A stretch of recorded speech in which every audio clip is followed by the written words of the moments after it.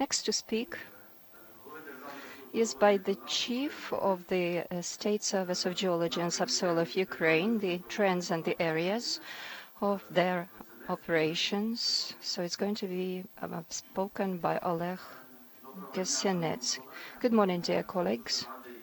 I'm very happy to see everyone today, to be introduced to the ones that I didn't know before. It's a great pleasure for me to be at such an event, first of all, because I have been a participant of this kind of meeting in the Union of Geologists of Ukraine more than 10 years ago, and at that time I was just a geologist.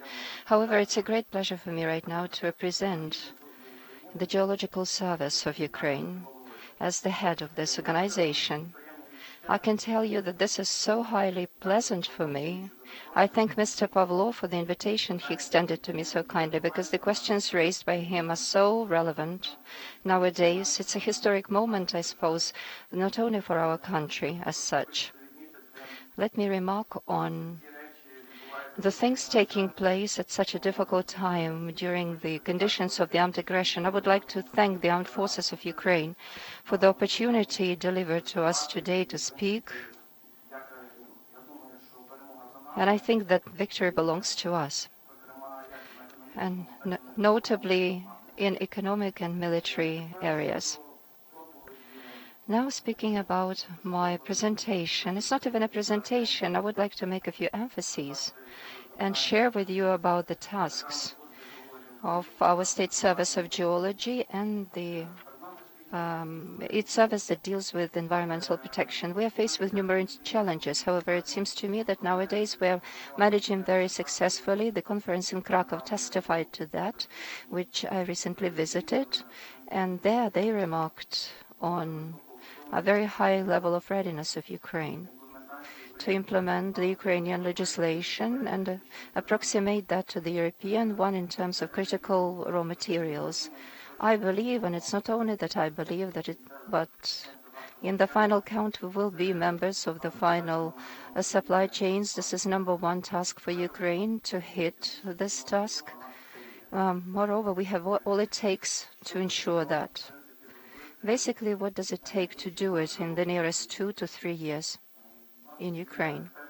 We have some tasks, and one of the core tasks, let me just highlight the 3 key ones and dwell on 2 of them.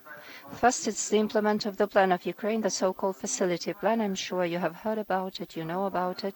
It's the funding accorded by the European Union, and in part it concerns critical raw materials. And Section 12, it's the management or stewardship of critical minerals and raw materials. Later on, I will dwell more on these tasks, especially for the State Service of Geology, which is implementing these tasks rather successfully. Another is the key memorandum about the strategic partnership with the EU, which was signed back in 2021. It was recently updated. And in Krakow, we spoke about the issues to implement the points included in this memorandum. And in particular, the task for this year is to approve and implement the roadmap for the years 25 and 26. So let me put it straightforwardly. It's already accorded by Ukraine and the European Union, well guided, and it is to be implemented and verified. Another important law of Ukraine, which it seems to me is significant for Ukraine, it's the first step in the area of critical minerals. It's one of the draft laws. It's the program which is concerns the baseline raw materials, approved in December 24, and in January it was signed into effect by the President of Ukraine. Regarding the plan of Ukraine, the facility plan, I mean, let me put it up front. It contains 6 core points, 2 of which we have already delivered on. First, it's the approval of the law, which I have mentioned. This was the main obligation and commitment undertaken by Ukraine, publishing the report concerning the strategic deposits of and reserves of critical minerals in Ukraine. I suppose you all understand what that covers. We are verifying all of this inventory according to the Ukrainian law, and we are making a transition of this inventory, translating this into the language of understandable language. Crisco, for example, something which will be clearer to European and world companies which will come to invest in Ukraine, because without this classification, without this transition, without doing this stock, it will be impossible for us to move on. Therefore, we have committed to doing it. And at the moment, this work is being finalized. And in line with the deadlines, all the verification and the publication of this report will be held. Another important point is the publication of investment portfolio projects in critical minerals areas. So we are speaking about the different deposits, something which is promoted by the range of electronic auctions for different kinds of solid minerals. This is a new thing for us. It's a novelty. And we have some challenges, small ones, but anyway, I suppose that we will overcome them this year, but we have undertaken a step towards doing it. We have identified the lists of critical minerals and raw materials. At this point, they haven't been approved yet, but they have been submitted for their further consideration. So I think that the majority of you know about that. This was in publicly available. There were discussions concerning these lists announced, but given the condition of our legislative framework, we based our work on the list of critical raw materials primarily, not exceptionally, being guided by the European Union and such lists of the United States. But in line with our legislation, we have our own lists, which, as of now, have been submitted for approval. There are 28 of these critical and strategic. Ones are 11. And in line with these lists, we have prepared a portfolio of different areas of subsoil which undergo auctions and tenders. Once again, this hasn't been approved yet. I guess it's going to be discussed further, and regional administration and local village councils will still have to take a look into those documents. There's certain kind of opposition as to going for auctions. So let me remark that these lists don't mean that tomorrow we will go down to do different kinds of works. After approval, certain procedures will have to be undertaken, auctions will be announced, and in line with the Ukrainian legislation, all of the mechanisms will have to be elaborated. In particular, when we speak about environmental concerns, protecting the environment, so without the necessary environmental assessments, no other legal work will be promoted in this area. With reference to subsoil areas, we have 60 such areas submitted for auctions and 26 other ones. They may vary, let me put it up front, in line with the approved draft law mentioned and according to the approved methodology. Now we have a certain issue at stake to develop the special methodology of how to assign different critical minerals, and European partners working together with us in the Ministry of Economy, and together with this ministry we're developing this methodology, and there are respective strategies in the area of critical minerals and raw materials being developed.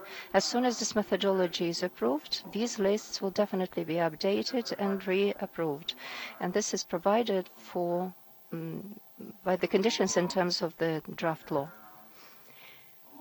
Concerning updating the electronic account of subsoil users, it's our obligation. We have fulfilled that, implemented that, and in the month of April, I guess the majority of you, following the information resource of our service, you see that we started to implement that. So there's a special permission to undertake the exploitation of these materials. And also, we also have a special document concerning reporting. The majority of the companies that will be moving along the European Union, they will have to report, and it means that we have done the majority of our work. And now the Ministry of Environment are considering this work, and they will act accordingly with the necessary deadlines adhered to. So mainly what concerns the years 2025 and 2026 is the development of low carbon dioxide plans in order to develop different plans. We are partially involved in that. This is more to do with the Ministry of Energy and Ministry of Environmental Protection, but we are also indirectly involved in this process. The key point for us here is digitalization, scanning, geological reports meant for investors to provide free access about this information, about the different assets that have been privatized. So it means that together with our European partners, we want to prepare these these auctions in a qualitative way in line with the European standards for the world to see all of our geological information, which is supposed to be clear and understandable to both everyone in Ukraine and abroad. So we want it to be digitalized, do some kind of our homework in part. If we have different data concerning deposits of critical minerals, geological models will have to be built in order to understand how this critical raw material is spread around the face of Ukraine. And another complicated issue, I suppose, that it concerns a separate discussion. It's the review of our deposits. Once again, GRISCO, PMS, and any other systems that will have to be aligned together with all of the subsoil users. We will have to transit to these new classification systems of reserves, mineral reserves.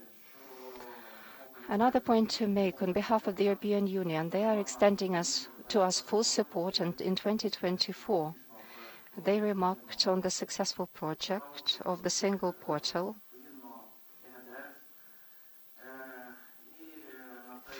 exercised by our service. And for this year, we have the extension of this agreement. Now it's at the final stage. We have an amount of about 2 million euros allocated in order to continue working in digitalization, e-accounts, for example. And we are hoping that in the nearest future, these agreements will be signed, and the level of digitalization in our service will be 100% in compliance with the requirements, which is so valuable for both international investors and Ukrainian users. And another thing, now everyone is talking about the agreement with Americans. I'm not going to dwell on this agreement because a lot of you are reading the news. You have seen those lists of critical minerals and non-critical materials, strategic ones. It's not a secret. Accordingly, a lot of work is awaiting us as a follow-up to this agreement because it's just a small chunk of this deal, and I think that at the next stage, the State Service of Geology will also be actively involved in all of these processes. Of course, we are already involved. And accordingly, the main aspect, hopefully, I think in the nearest future, something that is within the scope of our attention is the so-called refill of classified information concerning critical raw materials, strategic ones. I think it's going to take place in the nearest future. It's difficult to set any deadlines, but it's impossible to do without it, to open up to investors and demonstrate everything for your investments. If you're inviting someone to participate, it's impossible to keep your documents hidden. So at this point, I think I will bring my presentation to a close. I'm very happy to have been extended this invitation to participate concerning this deal. I'm sure that we will have repeated meetings to discuss and comment more broadly on the clauses of this deal because it's really significant, definitive for Ukraine, and the only one for Ukraine in many ways. It's a window of opportunity to develop our geological industry. And in particular, let me remark that we are also working very actively in MSB program. Since 2020, geological exploration hasn't been funded, as was remarked previously, but this program envisages funding for the geological service, for example, mapping, for the augmentation of different mineral resources, drilling wells in line with the standards required by Europe and the world. Thank you for your attention.